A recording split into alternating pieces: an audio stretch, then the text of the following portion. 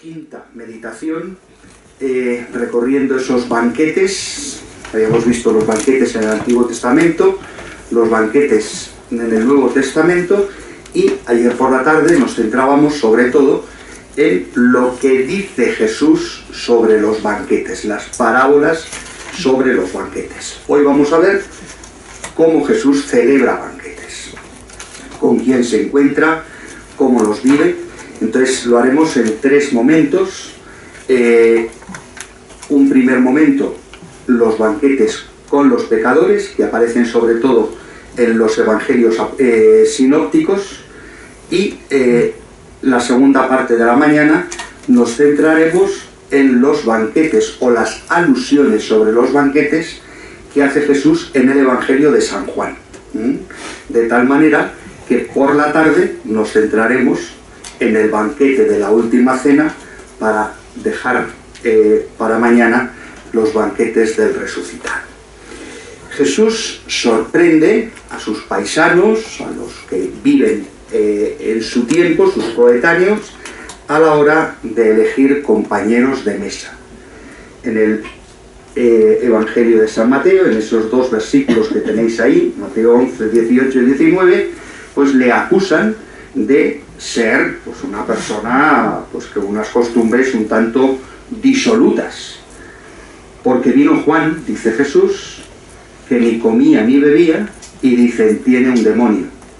Vino el Hijo del Hombre, que come y bebe, y dicen, ahí tenéis a un comilón y borracho, amigo de publicanos y pecadores.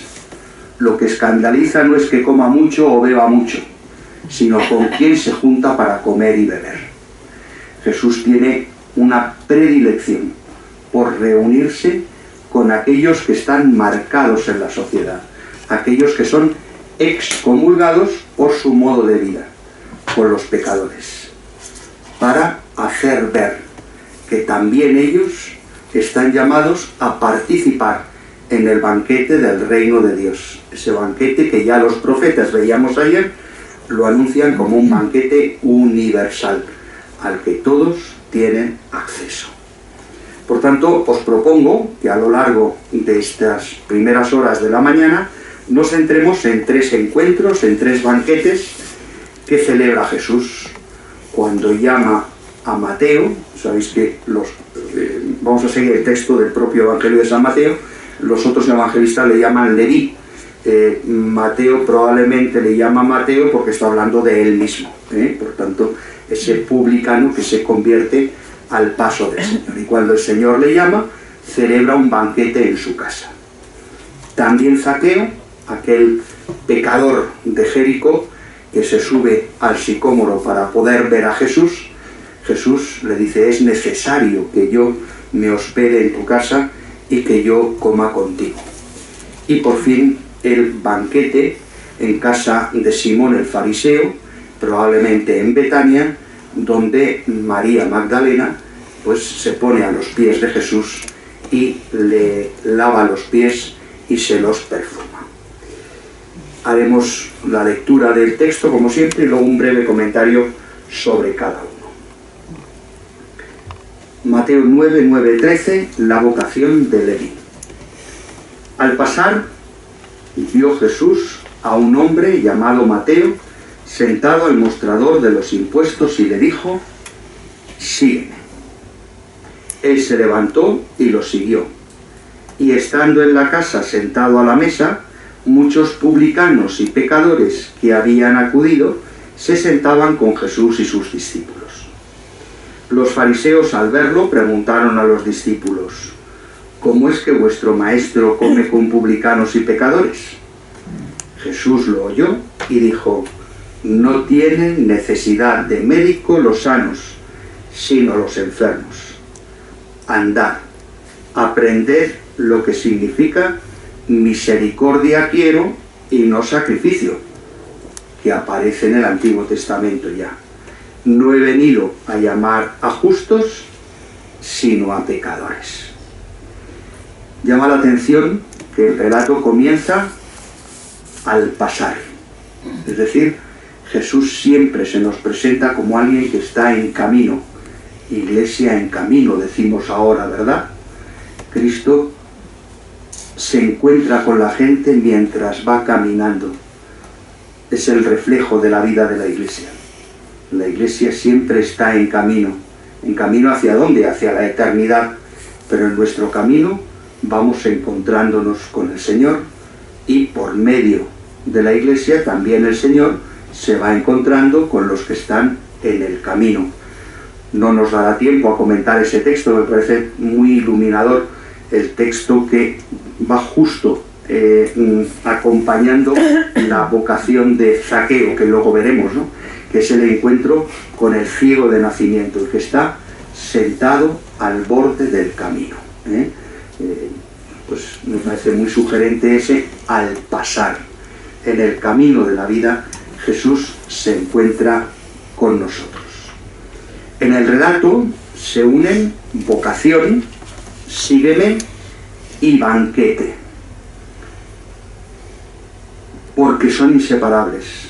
Parece como que son dos momentos distintos en nuestra historia, cuando el Señor nos llama y cuando el Señor se sienta con nosotros. Pero hay una unidad. ¿Por qué?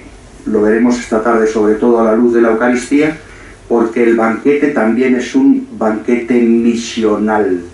Cuando Cristo resucitado se sienta al banquete con los apóstoles, lo que hace es enviarles. Todo banquete del reino de Dios tiene una dimensión de envío, de misión. Cuando el Señor me llama para algo, y se sienta a mi mesa para que en la mesa me alimente de Él y sea enviado, descubra mi vocación misionera en ese banquete. La llamada, toda llamada, ha de conducir al banquete. No hay evangelización, ni misión, ni acción pastoral de la Iglesia si no es para el banquete. Esto nos lleva a una reflexión, solo la voy a apuntar porque no es de nuestros ejercicios, pero creo que conviene que la tengamos en cuenta. No hace demasiados años, sobre todo pues en esas fiebres posconciliares, se hablaba como de dos líneas o dos maneras de entender la misión de la Iglesia. Se decía una pastoral evangelizadora y una pastoral sacramental. Y entonces los de siempre, los que ya están, pues lo que hacemos es decirles misa, confesarles, es decir, darles sacramentos. Pero en cambio a los que no están hay que evangelizarles, hay que anunciarles a Jesucristo, hay que hacerles descubrir el encuentro con el Señor.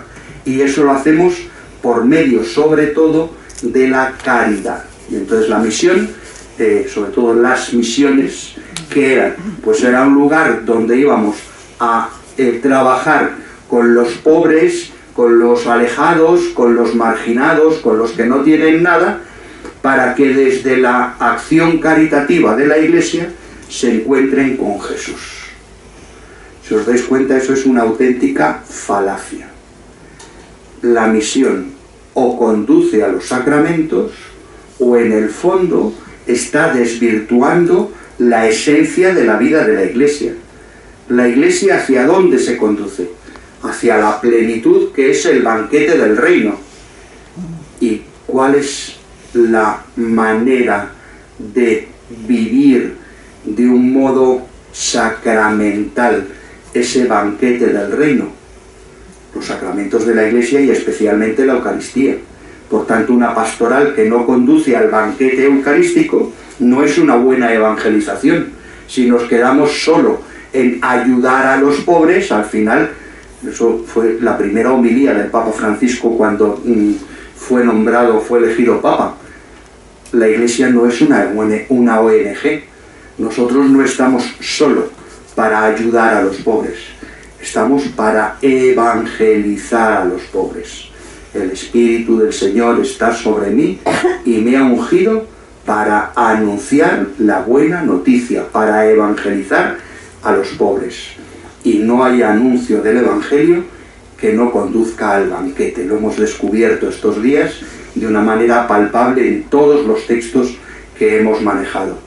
Cristo siempre nos conduce al banquete que nos está hablando, de ese banquete definitivo que es el banquete del reino de Dios. Por tanto, mala pastoral hacemos si nos limitamos a la mera caridad, entendida en el peor sentido, en el sentido de o caridad o sacramentos. No hay caridad sin sacramentos, porque en el fondo anunciar el Evangelio es compartir lo mejor que tenemos, y lo mejor que tenemos es el banquete. Es el lugar donde nos encontramos entre nosotros y con el Señor para mirar al banquete definitivo del reino de Dios. En el banquete, volvemos al texto, una vez más, caben todos, pero son especialmente invitados los pecadores, los alejados. Una vez más, Cristo nos invita a ser especialmente sensibles a los que están más lejos, porque el banquete, eso lo descubriremos también en la segunda charla a la luz del lavatorio de los pies, el banquete es un banquete de sanación. No necesitan médico los sanos, sino los enfermos. Si no pecas nunca, no necesitas ir a confesarte. Si no, si vives siempre en el seno de la Iglesia, no necesitas volver a ella. Si no te has gastado la herencia como el hijo pródigo, no necesitas volver a la casa del Padre. Ya estás. Revisa la actitud en la que estás. Pero el banquete es un banquete para los pecadores y en función de la sanación, del perdón, de la reconciliación, de la sanación del cuerpo y sobre todo del alma. Por eso la preferencia, porque participen en el banquete los más pobres, los más pecadores.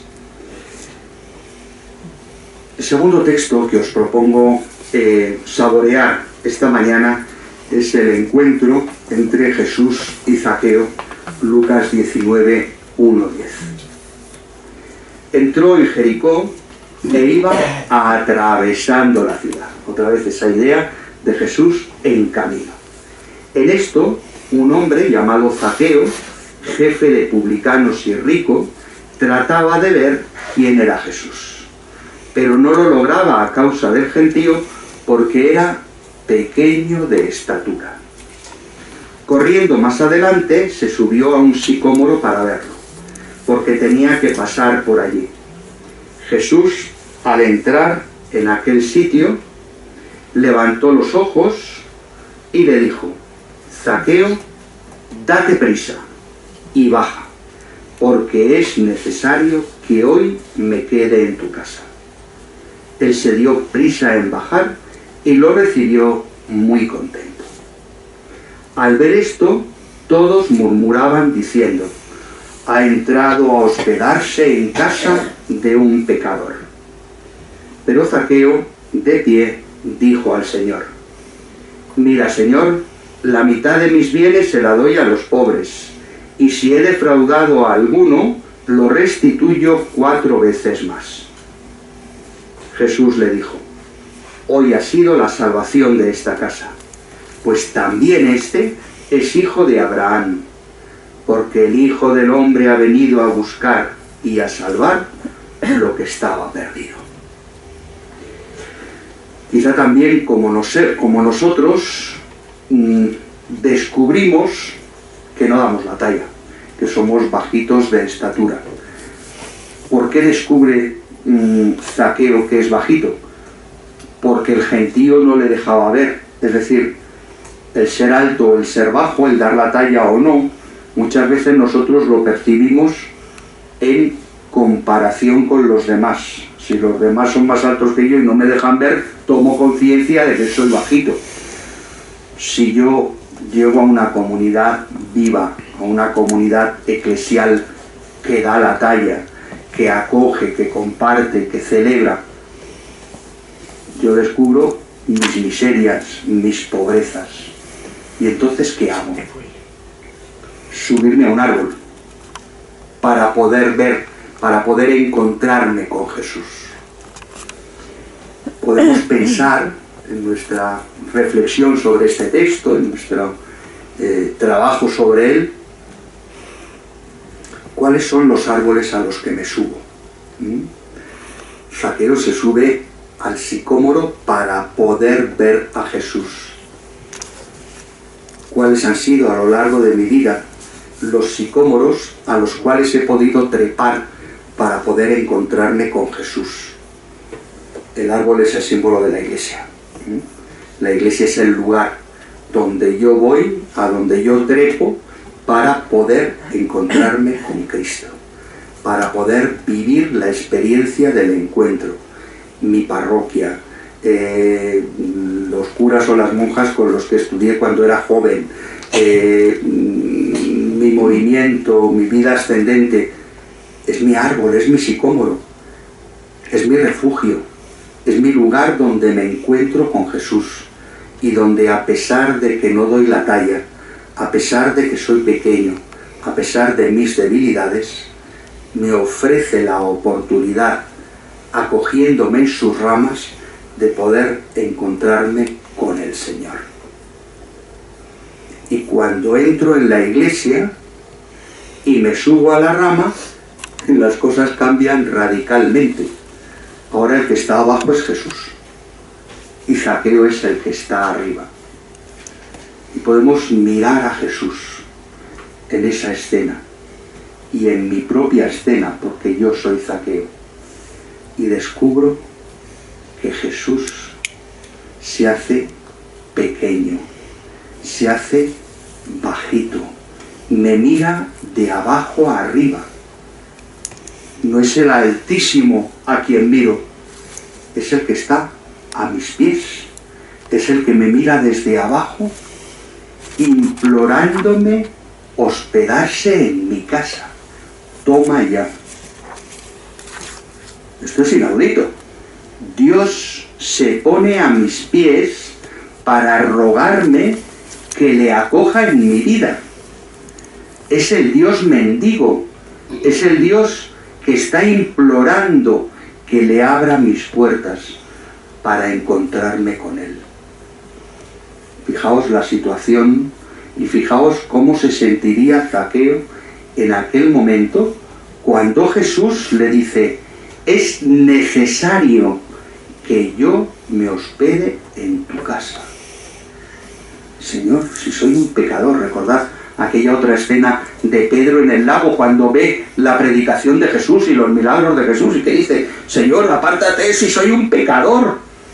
Y tú te subes a mi barca, tú te hospedas en mi casa, tú vienes a mi vida, tú me pides que yo te abra las puertas a ti, si soy yo el que me tengo que arrastrar como un gusano para que tú me abras las puertas de tu casa.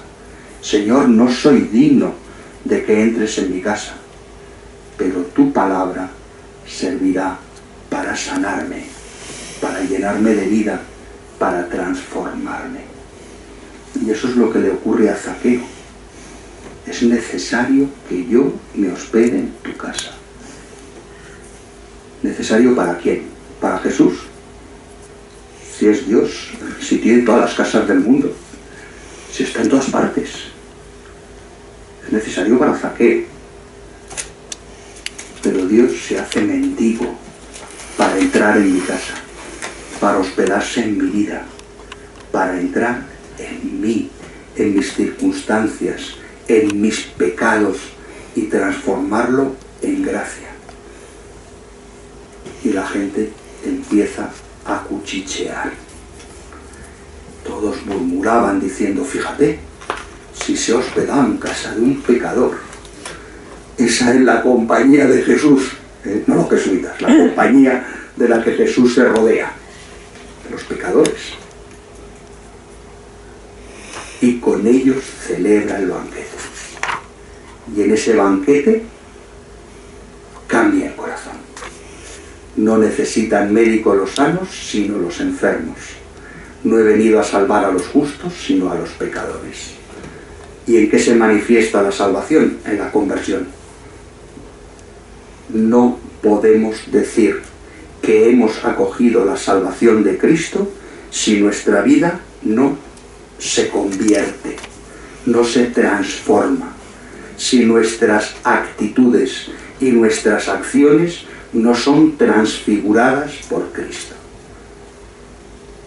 Señor, si algo robé, no solo lo voy a restituir, lo voy a multiplicar por 4. Y del dinero que tengo, la mitad lo doy. Con lo cual, si multiplico por 4 y doy la mitad, me quedo a 0. Y como me quedo a 0, permíteme resetear mi existencia.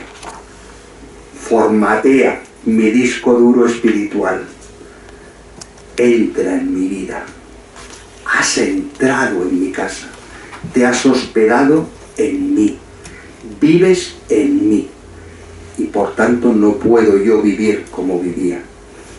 La presencia de Cristo siempre es una presencia transformadora, revivificadora. Cristo transforma todo. Siempre está ese contraste entre los que murmuran y los que creen.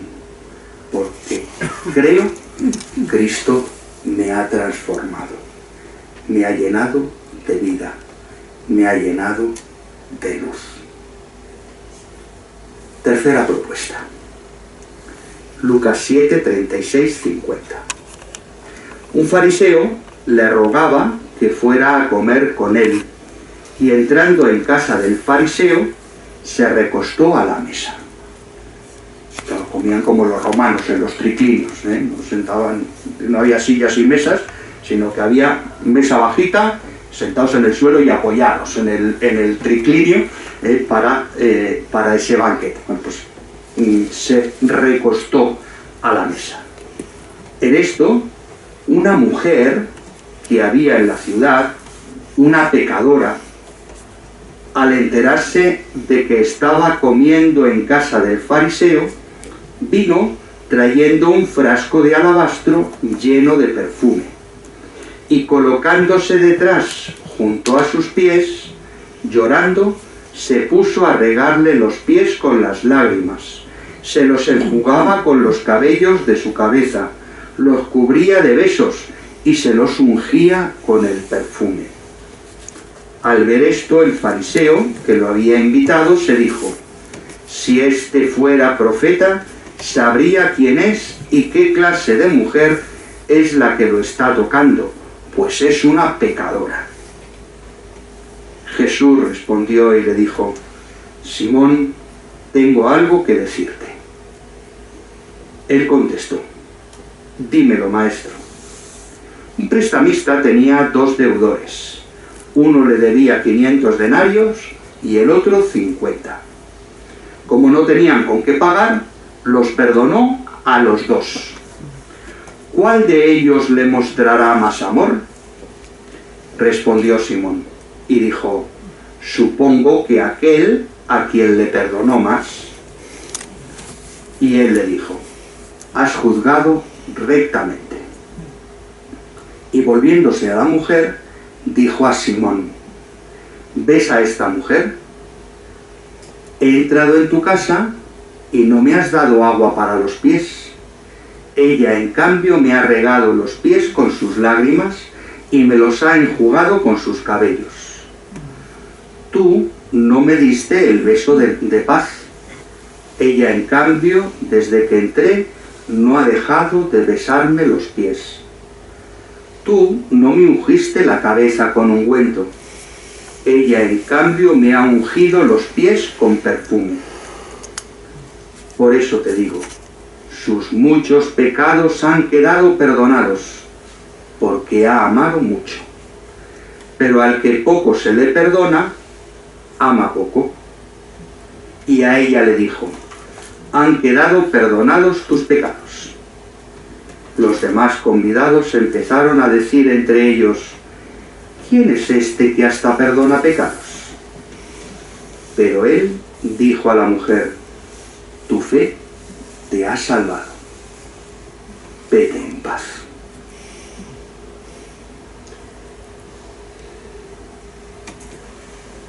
La verdad más auténtica de lo que somos está en nuestra afectividad. donde está tu tesoro, allí está tu corazón. A la luz de este texto, os propongo que busquemos dónde ponemos el corazón. ¿Qué es lo que amamos de verdad? Nuestra familia, nuestros hijos, nuestros nietos, nuestras manías, nuestras cosas, nuestros juicios, como Simón el fariseo. ¿Dónde está tu corazón? Magdalena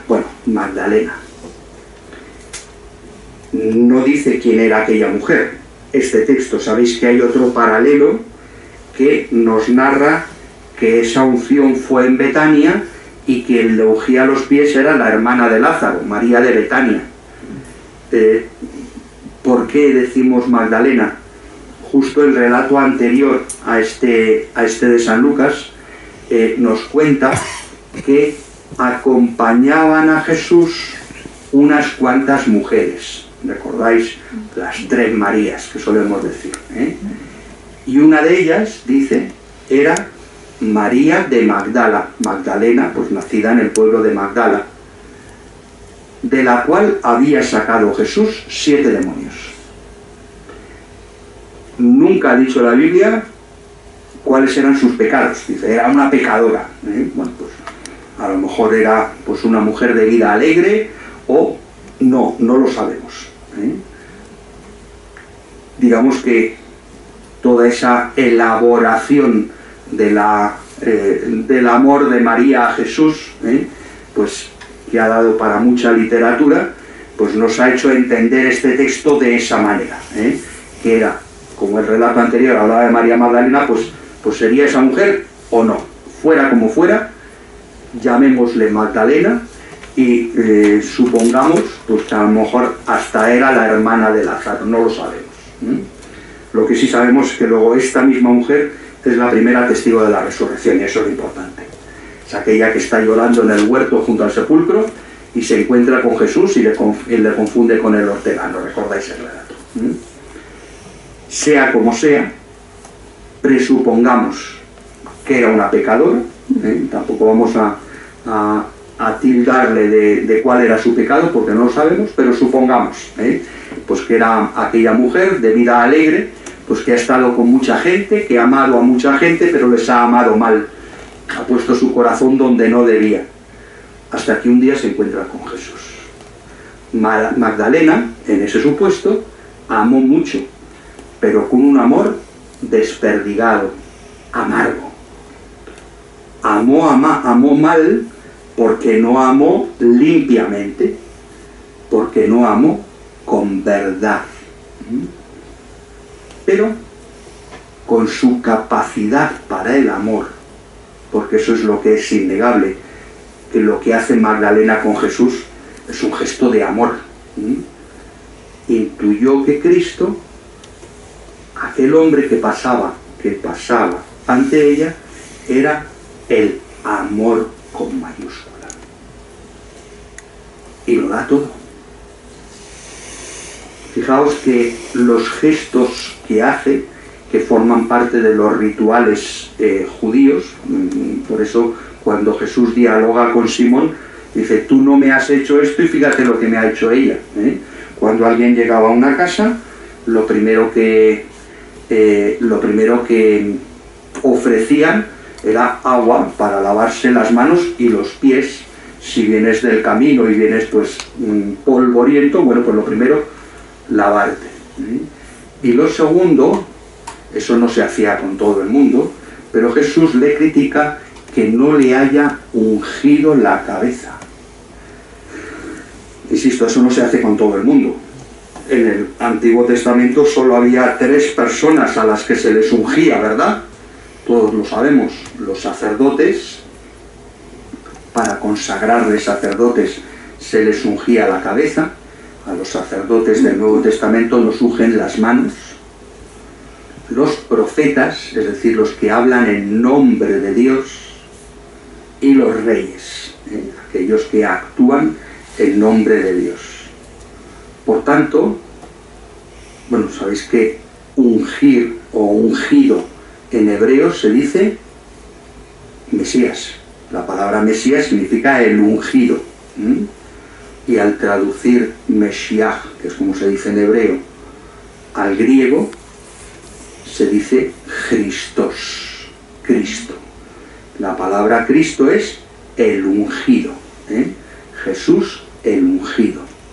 Por tanto, Jesús se está manifestando como el Mesías. No me has ungido la cabeza, a mí que soy al mismo tiempo sacerdote, profeta y rey.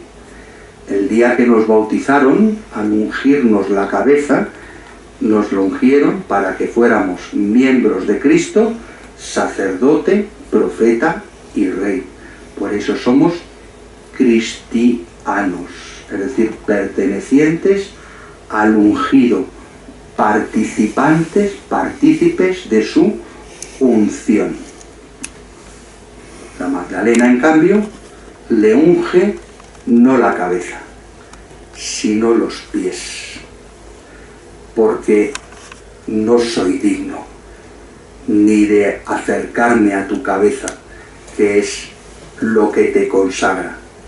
Yo me pongo a tus pies y te unjo los pies, que al mismo tiempo es lo más infame del cuerpo, porque está en contacto con la tierra, con el polvo del camino, etc. Es decir, me pongo a tus pies.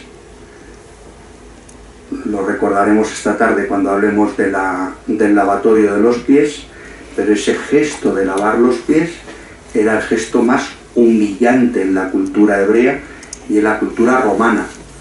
Los esclavos de los romanos, de las pocas cosas que podían negarse a hacer sin castigo de sus señores, era lavarle los pies. Por tanto, si aquella mujer se pone a los pies de Jesús y se los unge, está reconociendo que Él es el Mesías y que ella es todo indignidad. Y por eso solo toca lo que es más indigno de Jesús. María reconoce al amor con mayúscula, al amor que sobrepasa toda afectividad y la transforma. De la misma manera que Zaqueo es transformado en sus costumbres, y yo que era un pecador, pues ahora lo que me dedico es a un ladrón y a lo que me dedico es a compartir.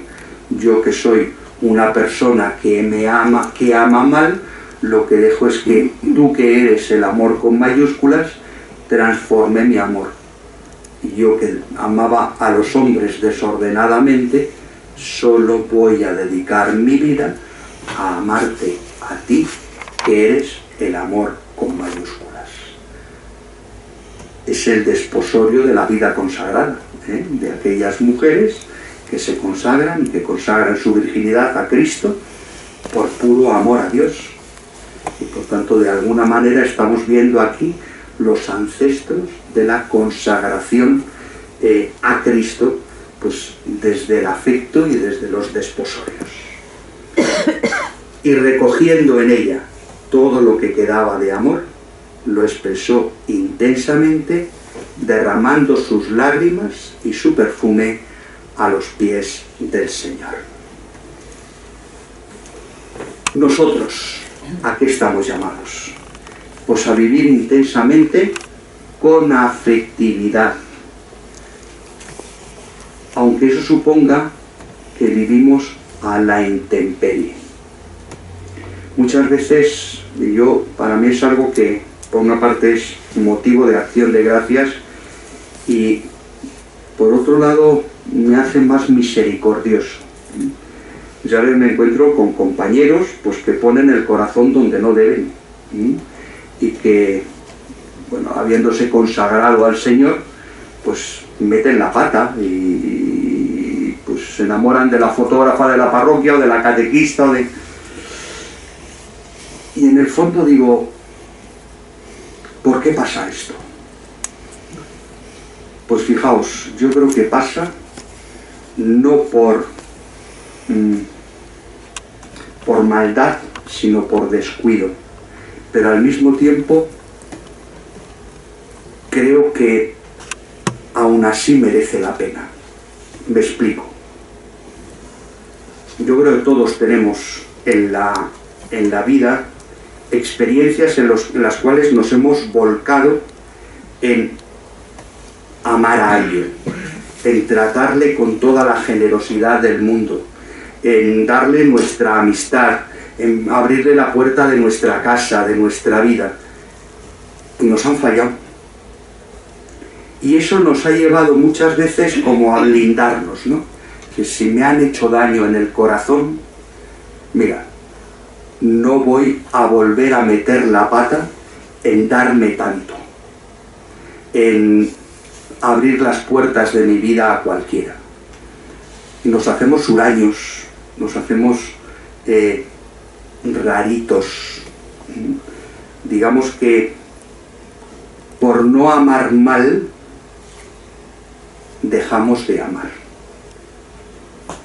Y yo prefiero un sacerdote que se enamora a un sacerdote que no ama a nadie.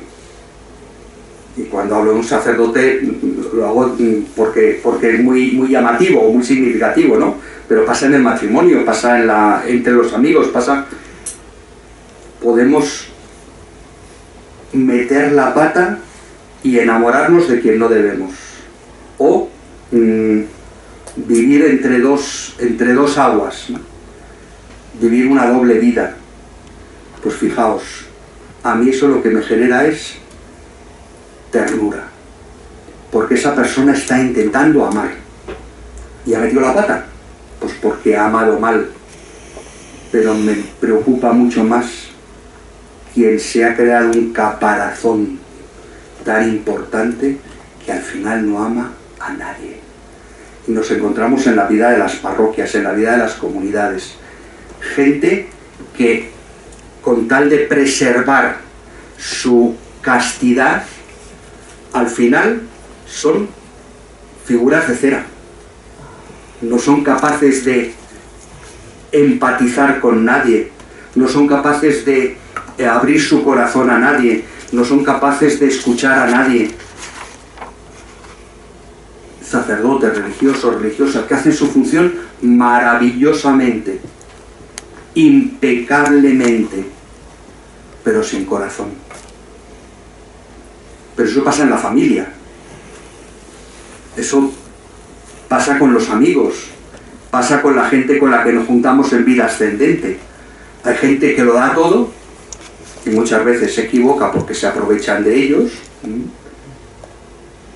Hay gente que pasa por la vida sin pecado, pero sin amar. ¿A qué nos apuntamos?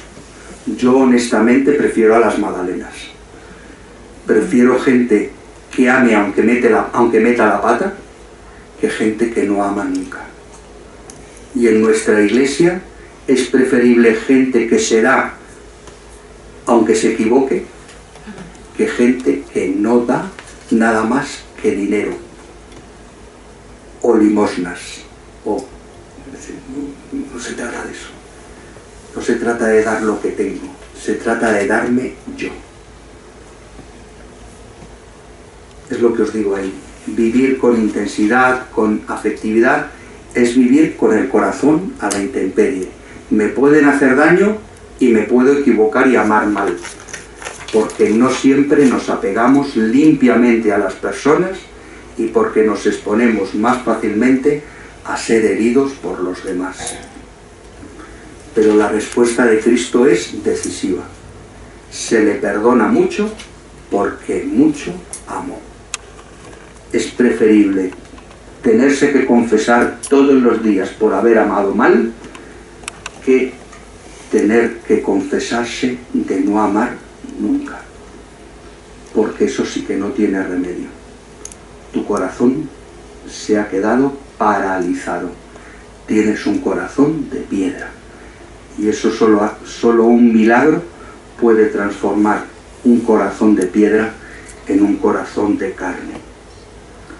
Frente a las frialdades premeditadas de Simón el fariseo, la alabanza de la intensidad del amor de esa pobre mujer, ¿con qué nos quedamos? ¿Con Simón o con Magdalena? Frente a las suspicacias y los juicios negativos, la defensa clara y tajante del amor. Esta respuesta es también para nosotros, que tantas veces reservamos nuestro corazón por miedos, por recelo, por egoísmo, por el qué dirán. Fíjate con quién se junta mi párroco. Que desaprovechamos tantas veces la mayor fuerza que hay en nosotros, el mejor tesoro que tenemos, que es nuestra capacidad de amar. Hemos sido creados para amar, hemos sido creados para el amor. Y si dejamos de amar por miedo a que nos hagan daño o a meter la pata, mal vamos. Nos replegamos ante el miedo a ser heridos y nos hacemos calculadores en nuestro amor.